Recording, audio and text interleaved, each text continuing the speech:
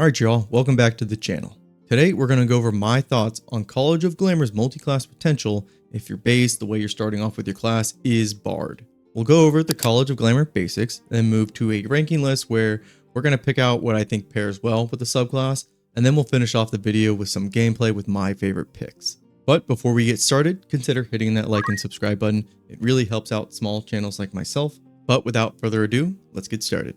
Hot diggity dog, we get to talk about my favorite subclass in BARD, and that is the College of Glamour. Luckily, the basics of this subclass, not very difficult to talk about. They got Mantle of Inspiration and they have Mantle of Majesty. So let's quickly go over those and then we'll get to the synergy list and then the gameplay section. So real quick about College of Glamour here. First, we pick up Mantle of Inspiration at level 3. So imbue your allies, 2 allies, with 5 temporary hit points. If they are hit by a melee attack, the attacker becomes charmed.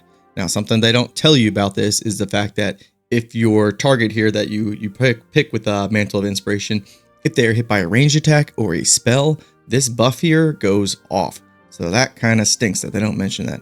Also, these temporary hit points, it's nice, kind of like this basically bonus action heal, but these temporary hit points will not stack, as in you cannot cast Mantle of Inspiration twice on the same target and keep bumping up these temporary hit points. So we pick that up at level 3. And then at level 6 there, our Mantle of Inspiration gets a little bit of a buff. They get 8 in temporary hit points, and then you can pick 3 targets. Now, Mantle of Majesty here, you basically get a bonus action way to cast Command, the spell Command. Command is a fantastic control ability. But now we can do it as our bonus action. What they don't tell you about this is the fact that this is a concentration that you can only do once per long rest. And for some people, long resting all the time is not a big deal, but that is not the way I like to play. So this is a big, almost like niche, I would say, spell or situation that I'm going to be using Mantle of Majesty, and I'm not very overwhelmed by it. In fact, I think it's pretty bad. Now, targets that are already charmed will basically automatically fail their saving throw for Command, and that's nice. But again, once per long rest, this is a concentration. You get to use basically Command as many times as you want for 10 turns. But that's basically it about College of Glamour. So we really want to be focusing on Charisma and then probably Dexterity and Constitution. But other than that, very kind of straightforward. So really what we're going to be looking for as far as multi-class potential is we could use probably our martial class for multi-classing. That there's a lot of value in that.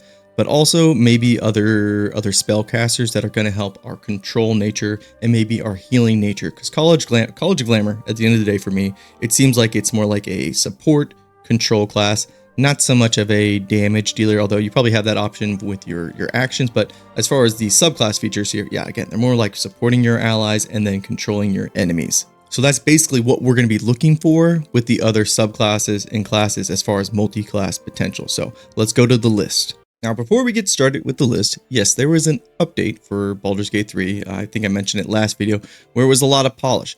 But in addition to that, Larian Studios released their last subclass like overview. So they did basically 3 parts. Well, they just released the 3rd and final part. Now, if I was a betting man, I would be like, why would you release the last, batch of like your subclass overview if the new patch wasn't ready to be released? Now, I don't know when it'll be released, but I got a feeling it's probably sooner rather than later, which is great because this is the last multi-class kind of guide I wanted to do with the new subclasses, and then we can do an overall thoughts video after this. But the timing of it, chef's kiss, Larian Studios. I would say if we were multi-classing, we would have a lot of synergy. Jeez, Mr. Nomad, you sure are being weird as fuck today. Yeah, I know. All right, let's get into the list here. So, like I mentioned earlier, with College of Glamour, we want support. We have charisma that we're working with, and we can do a little bit of healing as far as like temporary hit points. So we can build it into that nature. Now, let's start off with probably Barbarian. Let's just get it out of the way. Barbarian, I do not recommend. We have Mantle of Majesty there. That is a concentration, and it's basically a whole point about our subclass. So Barbarian and their raging, no, I do not recommend pairing that with College of Glamour. All right, now let's throw up Warlock. Warlock, amazing. Obviously, charisma modifier, they have that in common, but also Warlock can be basically your martial avenue, just 5 levels into Warlock. You take Hexblade, you can bind your weapon at level 1. A lot of synergy with Warlock. Now Cleric here, Cleric I want it to be a little bit higher, but you have to invest into some wisdom, but that's not a bad thing. I think Cleric is very solid, especially something like Life Domain, which is already a fantastic healer. Well, you pair that with Glamour of Bard, and then you also have healing, temporary hit points, and then you'll be able to cast command in 2 different ways, with your regular action and your bonus action. So picking up that command spell, oof, a lot of synergy. I love that. It's just having to invest into wisdom, and you gotta split basically, charisma, wisdom. That can get a little bit messy, and maybe not everybody's down for that. Right now, I'm gonna leave it in the solid tier. Let's talk about Rogue real quick. Rogue is, again, synergizes amazingly because of Thief. Thief with those extra bonus actions. Both of the new mantle abilities are bonus actions, so being able to do that twice or use them twice. And when you are concentrating on Mantle of Majesty with your commands, you can do 2 commands in 1 turn. So love Thief for this. Definitely going to be in the gameplay. I think Warlock is too. But yeah, these 2 up here already, oof, so good for just making Bard better, essentially. Oh hell, since we're having a party up there in A tier, let's go ahead and talk about Sorcerer. Sorcerer is probably going to go, ooh, does it go above Warlock? I think these 2 are neck and neck for 2 different reasons. Warlock obviously is going to help out that martial side if you want to go down that avenue, but also has some pretty good spells as well that will build into College of Glamour. But Sorcerer here, on the other hand, Meta Magic, Heighten, Quicken, so good. Actually, Heighten is the one that I would focus on if you're going to go with Sorcerer. It was just going to help out the spell casting side so much. So really like Sorcerer for here. All the Sorcerer subclasses I think actually work for College of Glamour. I really don't have a favorite. And then Wizard here. Wizard can work, but I'm just not the biggest fan of it. I'm a little bit, I would call it underwhelming, as far as it's just very, you're going to pick up a lot of spells that you can already pick up as Bard, but then a lot of the subclasses can be really helpful. But just having to split your ability points between 2 spell modifiers, it can be a rough time. Now you can basically circumvent that with gear. So if you want to go down that avenue, that can work. So maybe this does belong in the niche tier, but I'll keep it up in solid for now because I do think Wizard does give you enough utility, even if you don't want to invest into intelligence. But again, getting intelligence items to bump it up, not that hard. Now Monk here. I think Monk can work as more of, again, focus if you want to focus on that martial side. It's just not my favorite, I would say. I'd probably put it in the, this one probably belongs in the solid tier as well, because the monk subclasses are amazing, and they give you a lot of things to do with your actions and bonus actions. I'm going to keep it in B tier for now. Just know at the end here, we're going to do a reshuffle, and we're kind of going to try to make it look like more like a bell curve instead. So Monk and Wizard may be on the chopping block, but I'll tell you what's not on the chopping block, and that's Paladin. Paladin goes straight up to A tier as well. They share the same spell modifier. Paladin also picks up Command, which is huge kudos in my book when it comes to College of Glamour. So maybe Cleric does belong up there because that also picks up Command. Anyways, Paladin, yes, Command, Charisma modifier, Smiting. It works out really well. Now, something else that'll give you some spell slots and more on the martial side, but it's more of a different focus, is Ranger. But Ranger does bring a lot of value because of it'll give you some spell slots, and then it's also a good martial class as well. And it's weird having Ranger down here, not right next to Rogue, because usually these 2 are like, again, tied at the hip for me. But I'll keep Ranger somewhere around the middle here. Obviously with Ranger and Monk, they're more, again, that martial avenue. And then Cleric and Wizard, more on the spellcaster side. I'm going to leave them there for now, but I got a feeling I'm going to take 2 of these down to more like the niche category. And that's because Fighter and Druid. Fighter can also go up into amazing. Action Surge, never bad to have. Maybe this could actually go down a bit. Weirdly enough, I think I'm going to bump this actually down to solid. And that's because if you do just a College of Glamour Fighter split, there's a lot of value. It's very solid. That's why I'm putting it in that tier. But it's not as amazing as I would say these classes and subclasses up here. Now, what Fighter's really going to be good at is if you take a little bit of Fighter and then you pair it with either Warlock to get Command, and then you can do that regular action command twice, and then a little bit into Thief, and then you can do that bonus command twice as well. That sounds pretty spicy. And I forgot to mention the Meta Magic extended with Sorcerer. That's why Sorcerer is sitting so high here. You can again increase that duration of command instead of being just 1 turn. to 2 turns. That's amazing. That's mainly where we're going to be showing up in the gameplay section, is just slinging out commands left and right and just completely locking down a field. So that's going to be a lot of fun. Druid here. Let's talk about Druid real quick. Druid, I think, also belongs in the solid tier. And that's because something like Circle of Stars, really good as far as like dragon form. But Circle of Stars gives you a lot of things that do with your bonus actions. And that's really good. College of Glamour already has, it's already pretty busy with its bonus actions. So not amazing, not like complete synergy, I would call it. Just solid. So that's where it's going to stay. And let me reshuffle these real quick because I am going to bump Wizard down, and I think I want to bump, do I want to bump Monk or Ranger down? You know what, I think I'll just keep them both because in my head I can't put one down over the other. I think they both kind of bring like similar value enough. But when it comes to crowning my top pick here, it's got to be, I think it has to be Sorcerer, but just know Warlock here is also very close. So is Paladin. Again, Warlock and Paladin both give you that regular command spell, and it's off Charisma as well. So really strong there. So yeah, just looking at this one last time, I'm pretty good with this list for as far as what to pair with College of Glamour. Let's head to the gameplay section and see what I've been cooking up. Just want you guys to know that during these combat encounters, the Final Fantasy Tactics music is playing in my head while I'm doing these. It's just you get the post editing to actually hear the music that's in my head. And yeah, it's pretty awesome, right? All right, so here we are in the gameplay section. Already started a little bit of encounter here. Gear-wise, everybody's nothing special as usual. Everything you're gonna see is pretty raw as far as the damage. Now for Gale here, we'll go with Gale first. He is our 10 Bard, 2 Fighter. Now Fighter here is good because it gives you again that bonus action, but also when you go 10 Bard, you get access to magical secrets, which that's how we're getting command here. So really handy. Like this combination a lot, more on the spellcaster side.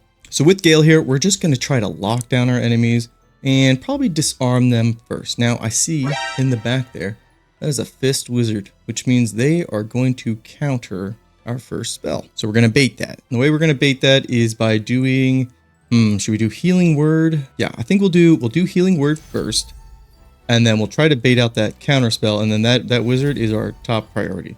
So we'll just try to heal Shadowheart. Oh no, they got us with a counter spell. Who would have saw that coming? Oh, we did. So now let's get in there, and we're basically going to try. So we have a lot of control spells with College of Glamour. Not so much going to be focused on doing damage, but instead setting up your allies, your other party members to basically do all the damage for you. And then you can obviously support them with some temporary hit points, some status effects, stuff like that. That's really what I think College of Bard leans into. So even though we can only do Mantle of Majesty, the command ability, only once per long rest, we still have things like Hold Person, Hold Monster, Confusion, and also Command as well, which are all fantastic for controlling the battlefield. But for right now, you know what? I think we'll actually try Hold Person. And what's nice about Hold Person here is we can just upscale it. We'll do that to level 5, and then we'll just see if we can get, or how many of them we can get. Which happens to be all of them. Oh, beautiful. Just beautiful. Now, in addition to that, because we are, in fact, a fighter, we get Action Surge. We can use then Command to disarm them just in case they get out. This is why I love Command as a spell, because not only is it an action, it's not a concentration, and you can also upscale it to target different or multiple enemies. So, nice, we got 3 of them. So that's why I kind of sound so, I don't know, salty, but a little underwhelmed with Majesty of Command here, because again, this is only for 10 turns. Once per between long rest. It's a concentration. You can't upscale it. It's just regular command, I think, is just so much better. And this isn't like a subclass feature. There's a lot of subclasses and classes that get command. So it's not even like that unique to College of Glamour Bard. Anyways, so that's Gale's turn. Very strong opener. Basically locked down the entire field. Now we have Shadowheart here. She actually opened the fight. That's why she doesn't have an action. But she is our 6 Bard, 6 Warlock. And I believe we went with Hexblade. So we don't have command. We didn't pick that up from the Fiend subclass. But again, more on the martial side here. And since she doesn't have her action, I think we'll just use Bardic Inspiration on one of our allies. And more so, we're going to get back to Shadowheart before the encounters are, just so you can kind of see what she can do. Now, before we end Shadowheart's turn, you can see that I have Booming Blade here. Booming Blade got a little bit of a buff. So instead of being able to, it got nerfed to Booming Blade once per turn. Now it's once per action. Well, how do you get additional action points? Well, as a fighter, you get that through Action Surge, very strong there, but also through the haste effect. So Potion of Speed or the actual spell Haste will give you another action point to use Booming Blade. So if you're fishing for a lot of Booming Blades, those are like two of the avenues that you're going to be looking to go down. And I know I'm going to be looking for that when the patch goes live, and I want to use a lot of Booming Blades. But we can end at Shadowheart's turn, and we'll get back to her. Now we have Will here. Will is 4 Bard, 5 Warlock, so we're going the martial route here, but also 3 Rogue for that additional bonus action. So see if we can get close. Well, actually, we'll use a Misty Step to get in range, because again, we do want to take out that mage. So we'll get in close, and we'll just hit her with a Booming Blade. Let's make sure we just get her down. Beautiful. 1 Booming Blade, and she's gone. And we also threw in our sneak attack there for a crap ton of damage. If you want to look at the log here, because they have hold person on them, it's an automatic critical for us. So a lot of damage for us. You throw in a Paladin Smite on there, oof. But we can follow up with just another regular attack. Or we could use something like our Bardic Inspiration on one of our allies, or we could use Mantle of Inspiration. And I think we'll hold off on that. Let's just try to thin out the herd a little bit. So good amount of damage there. We will end Will's turn, and now we go to our tab. And our tab is a bit of a weird mix here. We have 6 Bard, 2 Paladin, 4 Sorcerer. Now we went to Paladin here for Divine Smite and to pick up Command. But ideally, because we're going for Sorcerer here, it probably would have been better just to pick up the Fiend Warlock to pick up the Command ability, because that's really the big focus. It was just picking up Command really early on. And with Warlock, you can get that at level 1, as opposed to Paladin here. You got to do, 2 levels into it. But either way, we're going to get him into the action here. And what's nice about Sorcerer, and why it's my favorite, is because we have Meta Magic. We have Extended here. So Command only lasts for 1 turn. Well, we pair it with Extended. That's 2 turns they're basically locked down. Beautiful. In addition to that, we have Heighten, which is going to give them disadvantage on their saving throws towards stuff like Hold Person, Command. It's just a lot of synergy there, and it all synergizes with just having high charisma, which Bard is already doing. We'll Misty Step to get in, and we'll hit him with the Booming Blade, and it should proc our Divine Smite. They should probably be dead here. Let's see. We're already gonna crit. Oh yeah, that's what I was talking about.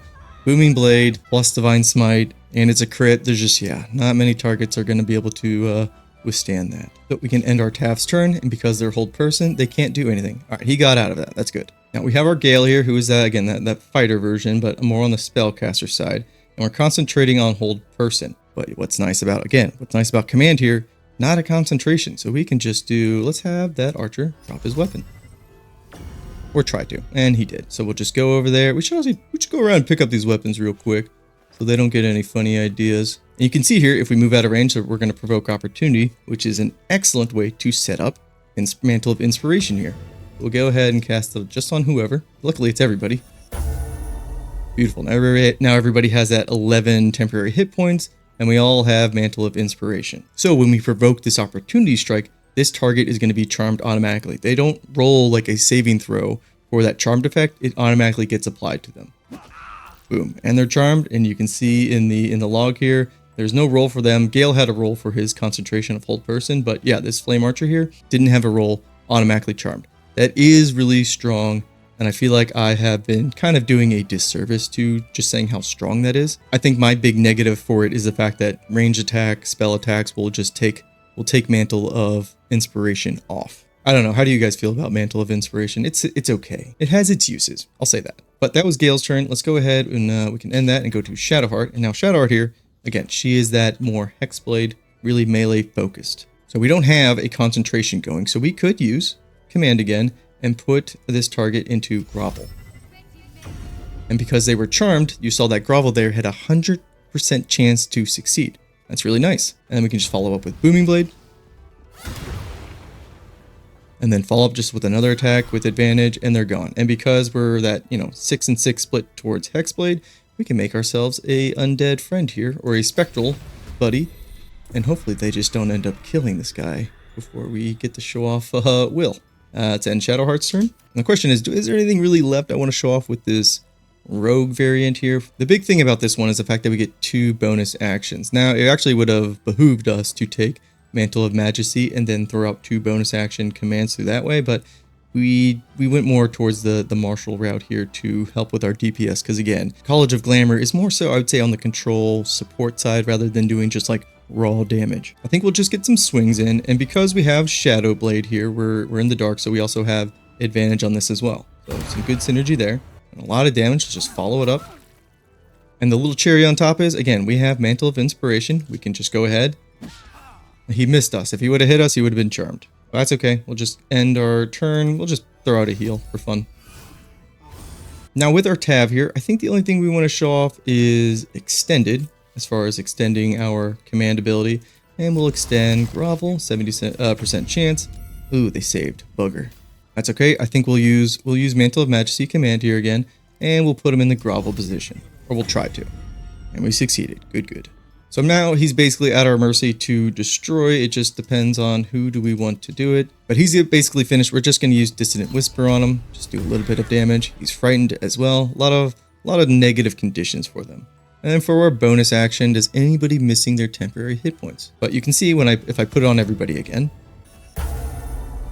they don't gain any more additional temporary hit points. It'll just fill up the temporary hit points that you already had. So you can see Gale, I think he had 8 out of 11 hit points. Well, now it's back to 11 out of 11. And that's what I was talking about, where, again, more support, controlling, and then you can do like healing in a sense as well with temporary hit points. And then as a bard, you do get like Cure Wounds and Healing Word. So that's why I also like Cleric with this too. But let's just finish this fight. Boom. Oh, look, I'm gonna get another Spectre buddy. Man, X-Blade. So, that's funny. So, that's the gameplay section.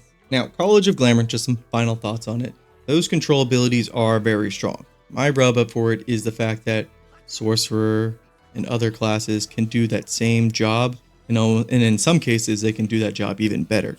So, having a whole subclass kind of dedicated to something that other classes and subclasses get without investing or being like centered around control, it's a little bit weird, to put it lightly. Either way, hopefully I showed you guys some pretty cool multi-classing if you are excited about College of Glamour. And yeah, next video will be basically another tier list that goes over all the new subclasses and their multi-class potential, as far as how much value you're going to get into dipping in 1, 2, 3 levels. And even if you have to go really deep into them, I probably wouldn't rank those ones very high. But again, those short little dips that give you a lot of value, that's going to be really fun to talk about when it comes to the new subclasses. So I will see you then, y'all. Peace and take care.